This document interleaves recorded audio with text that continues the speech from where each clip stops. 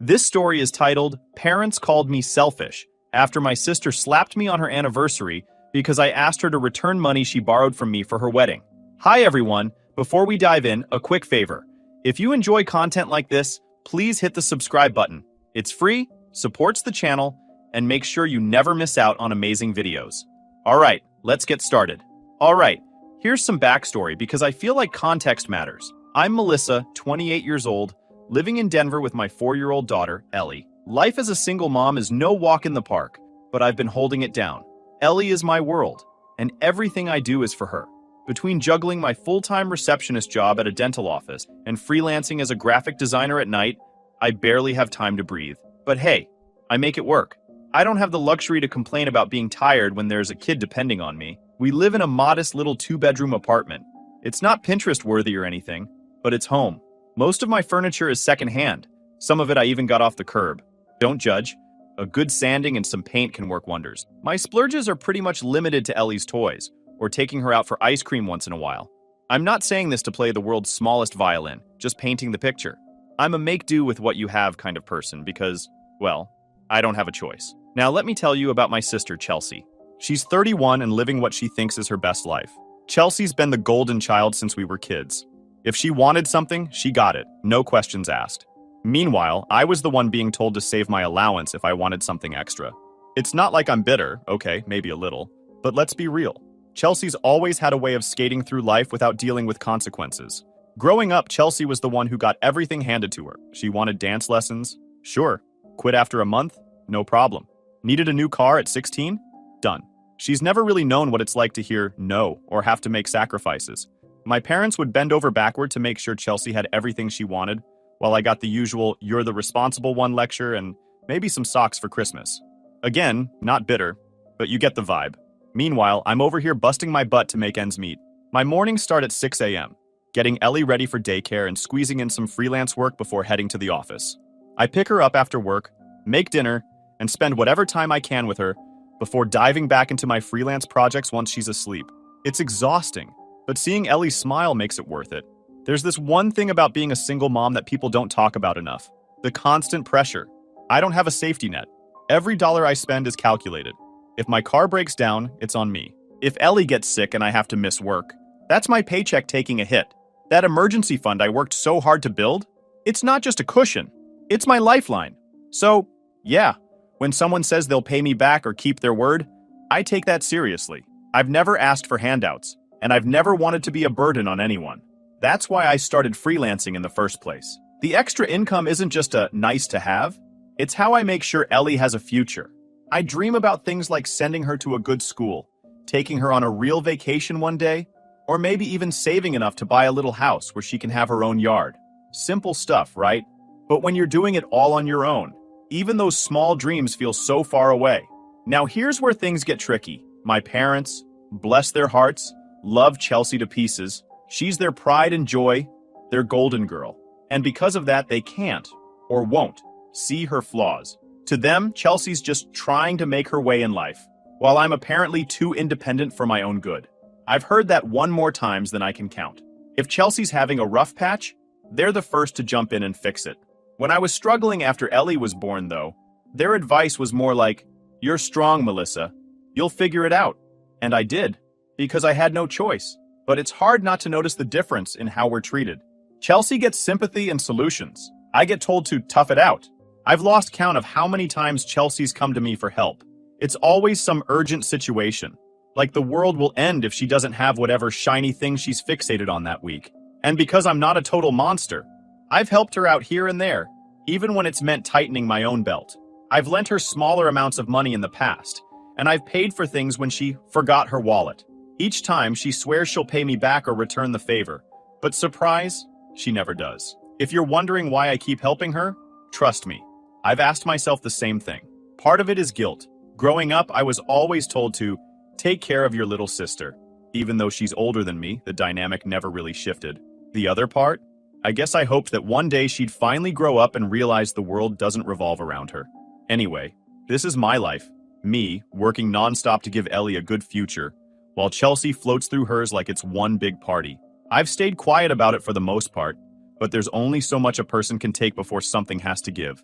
And trust me, things were about to get a whole lot messier. Chelsea's wedding 2 years ago felt more like a Hollywood production than a family gathering. I'm not exaggerating when I say it could have been pulled straight from the pages of a luxury bridal magazine. The venue was this insane mountaintop resort with sweeping views of the valley, the kind of place that screams money. The flowers? Flown in from some fancy shop out of state. And Chelsea's gown? Custom designed, of course, with layers of silk and lace that looked like they'd cost more than my annual rent. My parents, predictably, footed most of the bill. They'd been saving for Chelsea's wedding since she was a kid, apparently. Meanwhile, I didn't even get help paying for Ellie's daycare. But whatever. It wasn't a competition, right? Or at least that's what I kept telling myself.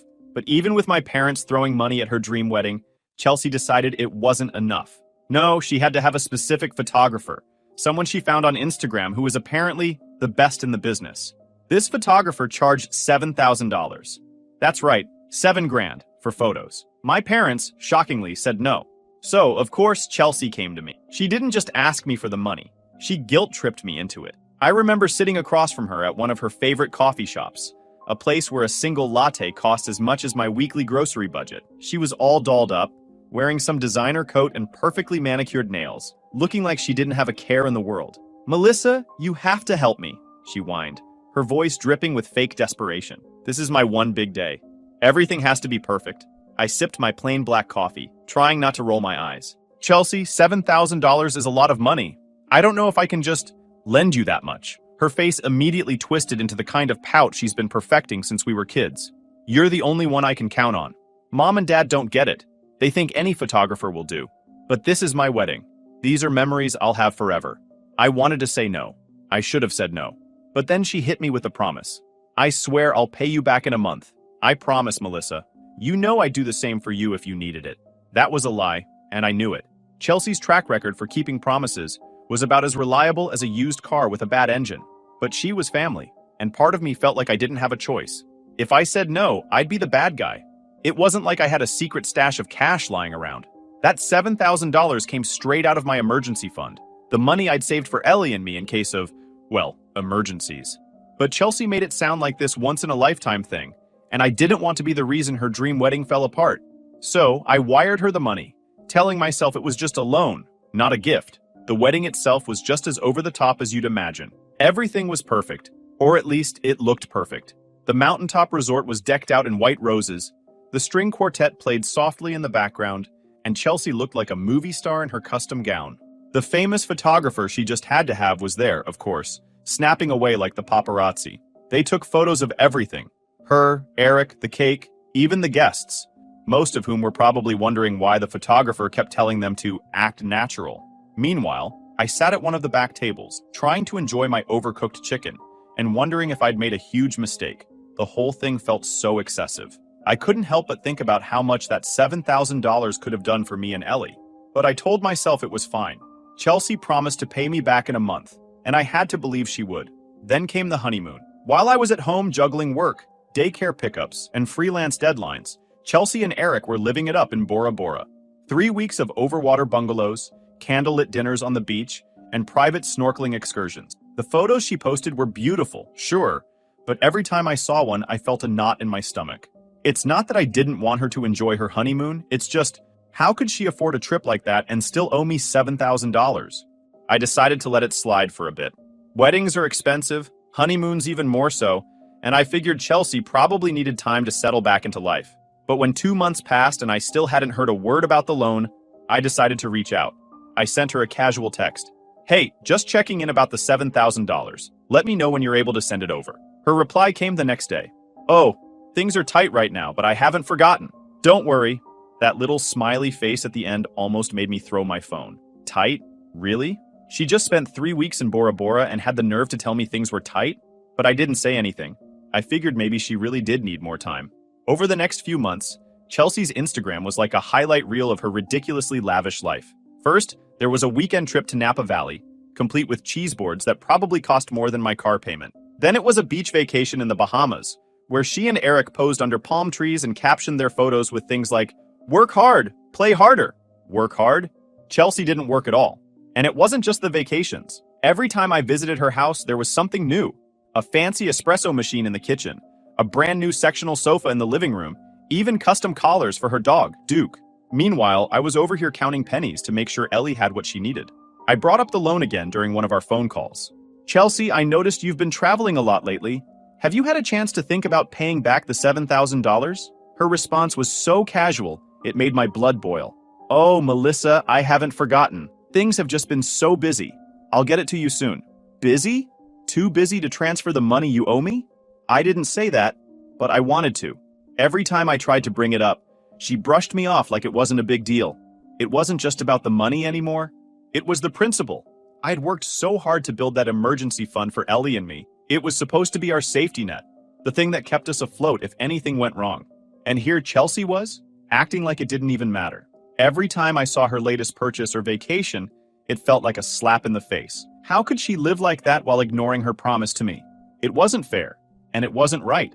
But what could I do? She was my sister, and I didn't want to ruin our relationship over money. Still, I couldn't shake the feeling that I'd made a huge mistake trusting her. After 6 months of hearing excuses from Chelsea, I called my mom to vent. I thought she'd at least try to talk to Chelsea, maybe push her to keep her promise. Instead, Mom immediately jumped to Chelsea's defense. Melissa, she's under a lot of pressure right now, Mom said, as if I hadn't just spent 5 minutes explaining how Chelsea was spending money on everything but paying me back. Pressure? I asked. What pressure? She's buying furniture, going on vacations, and driving a new car. Meanwhile, I'm working 2 jobs to make ends meet. How is that fair? Mom sighed like I was being unreasonable. She and Eric are trying to build their life. You know how hard it is to start out as a young couple. Mom, I'm raising Ellie on my own, I shot back. I don't even have the option of buying new furniture or going on trips.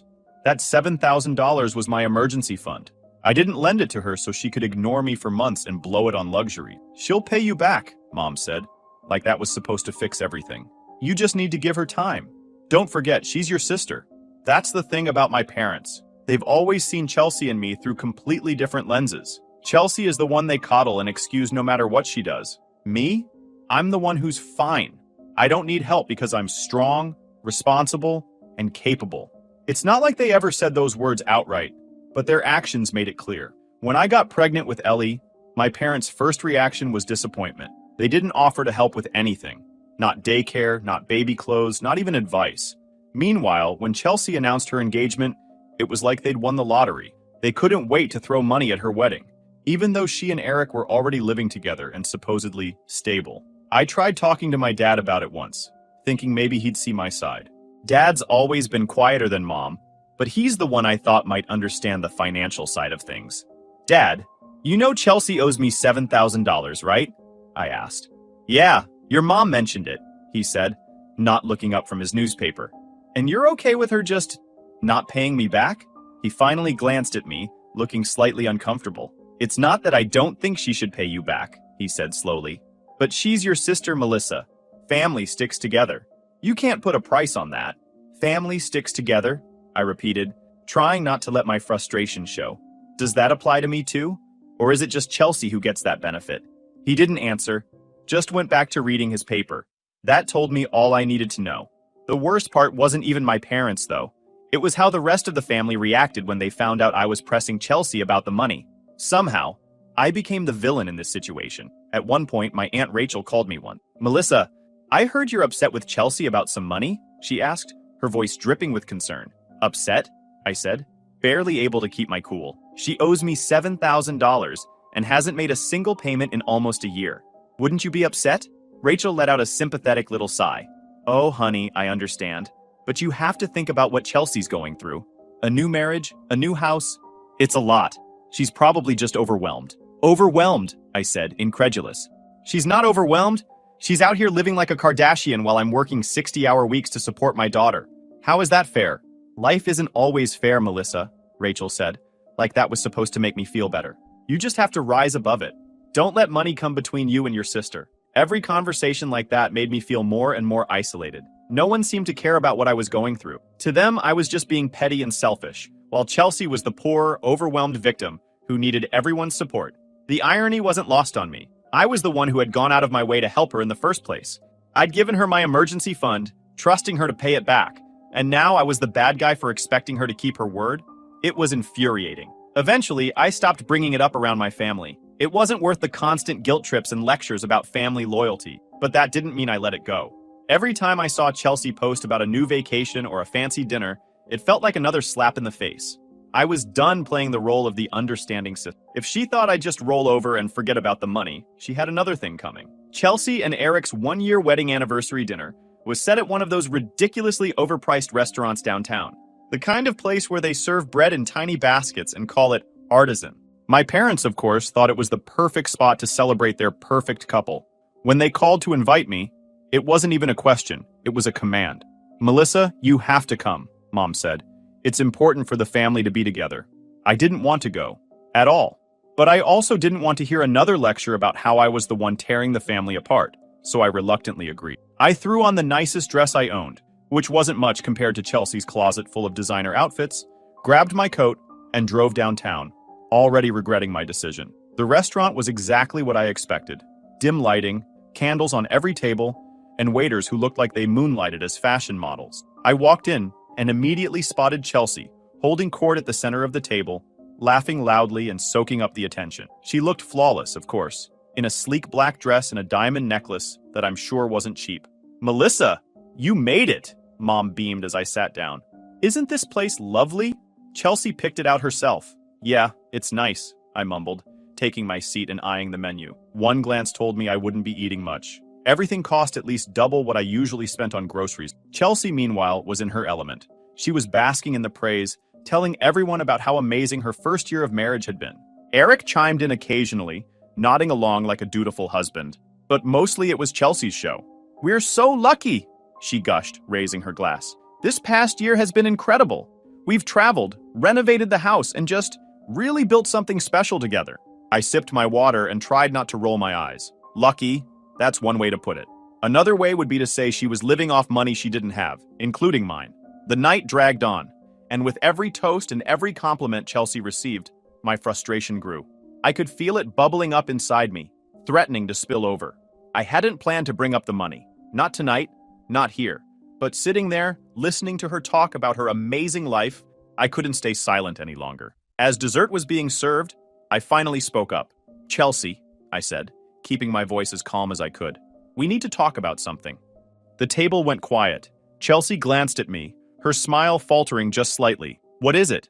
"It's been over a year since your wedding," I said. "When can I expect you to pay me back the $7,000 I lent you?" The silence that followed was deafening. All eyes turned to Chelsea, whose face went from mildly amused to visibly annoyed. "Melissa," she said, her tone sharp, "this is not the time or place to talk about that." "Well, when is the time, Chelsea?" I shot back. "Because every time I bring it up, you brush me off. I'm done waiting." At this point, everyone at the table was staring at us, and Chelsea's face was turning red. Not from embarrassment, but from anger. She stood up abruptly, and before I could react, she slapped me across the face. The shock of it left me frozen. My cheek stung, but what hurt more was the sheer audacity of what she'd just done. "You are so selfish," she hissed, loud enough for the whole table to hear. "How dare you ruin my anniversary dinner over a few dollars?" "A few dollars?" I repeated, standing up to face her. "Chelsea, it's $7,000. That wasn't pocket change for me. And you've spent the past year acting like it doesn't even matter." "Enough!" Mom suddenly snapped, her voice cutting through the tension. She turned to me with a look of pure disappointment. "Melissa, how could you? This was supposed to be a celebration, and you've turned it into a spectacle." "Me?" I said, incredulous. "You're mad at me? Chelsea's the one who slapped me, and she's the one who owes me money." Dad, who had been silent up until now, finally spoke. "Melissa, this isn't the time to air grievances. You should have waited." "Waited? For what?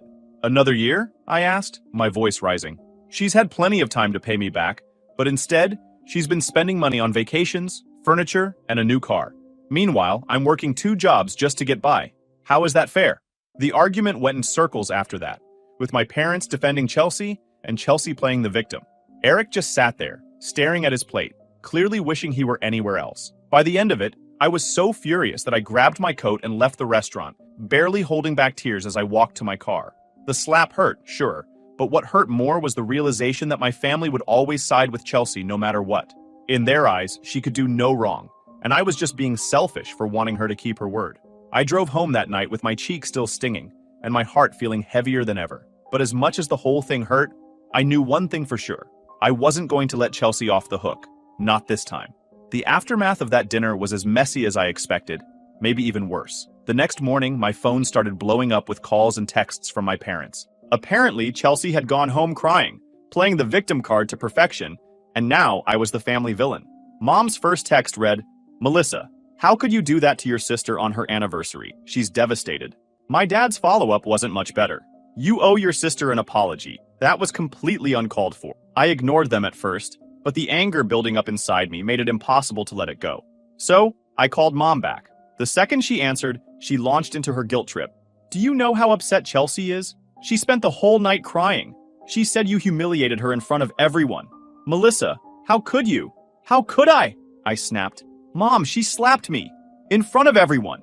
And let's not forget the part where she owes me $7,000 and has done nothing but ignore me for a year. She's under so much stress," Mom said, her voice pleading. "She and Eric are trying to save for their future. You don't understand how hard things are for them right now." "Save for their future?" I practically laughed. Mom sighed deeply, the way she always did when she thought I was being difficult. "Melissa, you're stronger than she is. You don't need to hold on to this grudge. Let it go for the sake of the family." "Let it go," I repeated, my voice rising. "This isn't about a grudge, Mom. It's about respect. Chelsea took advantage of me and I'm done letting her walk all over me. If you can't see that, then I don't know what else to say." I hung up before she could respond. A few days later, Chelsea finally texted me. I thought maybe, just maybe, she was ready to apologize or take some responsibility. But no. Instead, I got, "Melissa, I don't know why you're so obsessed with the money. It's not like you're struggling. You have a good job, a nice apartment, and you don't even have to deal with a mortgage. Meanwhile, Eric and I are trying to build our life, and you're making it impossible for us to move forward. If you really cared about family, you'd drop this." I stared at my phone in disbelief. Obsessed? Obsessed? The audacity of her text almost made me laugh. I took a deep breath and typed back, "Chelsea, this isn't about me being obsessed. It's about you being irresponsible. If you don't pay me back by the end of the month, I'm calling a lawyer." She didn't respond, but I knew she'd read it. The fallout didn't stop there. My parents stopped inviting me to family gatherings for a while, which was honestly a relief. I needed a break from their constant guilt trips. Every once in a while, I'd hear through the grapevine, aka my mom, that Chelsea was devastated or heartbroken over what had happened. "Do you know she hasn't been able to sleep because of this?" Mom said during one particularly frustrating phone call. "She hasn't been able to sleep?" I said, barely able to contain my sarcasm. Wow, that must be so hard for her. So hard for... Meanwhile, I've spent the past year wondering how I'm going to rebuild my emergency fund because she refuses to pay me back. "Why do you have to be so cruel?" Mom shot back. "She's your sister, Melissa. Family forgives. Family also doesn't steal from each other," I said.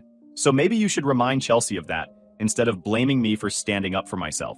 By the end of the month, I hadn't heard a word from Chelsea. True to my word, I started reaching out to lawyers to explore my options. I wasn't bluffing, and I figured the threat alone might finally make her take me seriously. Sure enough, a week later, Chelsea showed up at my apartment.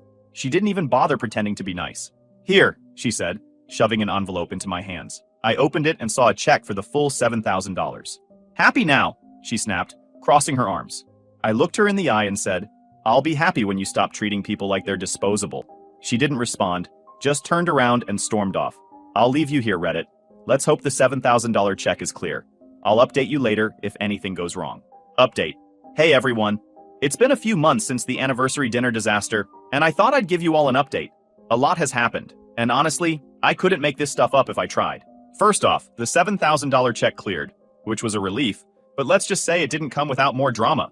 Chelsea's passive-aggressive jabs continued even after she paid me back. She'd post things on Instagram like, "Finally debt-free. Some people just can't be happy for you."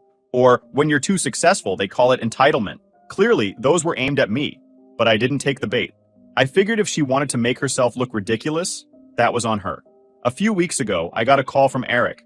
At first, I thought it was a pocket dial because, let's be real, Eric never calls me. But no, it was very much intentional.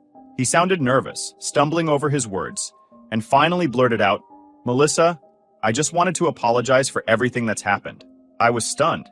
Eric wasn't exactly known for taking a stand, so this was unexpected. "Apologize for what?" I asked. "For Chelsea," he said. "I didn't know the whole story until recently. She told me she'd already paid you back months ago. I only found out the truth after the anniversary dinner." Apparently, Chelsea had been lying to Eric. She told him she paid me back shortly after the wedding and that I'd just been harassing her for more money out of jealousy. Eric believed her. Why wouldn't he? But after the dinner, he started putting the pieces together. "I'm really sorry you had to go through that," he said. "If I'd known, I would have stepped in sooner." It was nice to hear, but also infuriating. I told him, "Look, I appreciate the apology, but this isn't just about the money. It's about her complete lack of respect for me, or anyone really." Eric agreed, and then he dropped the big news.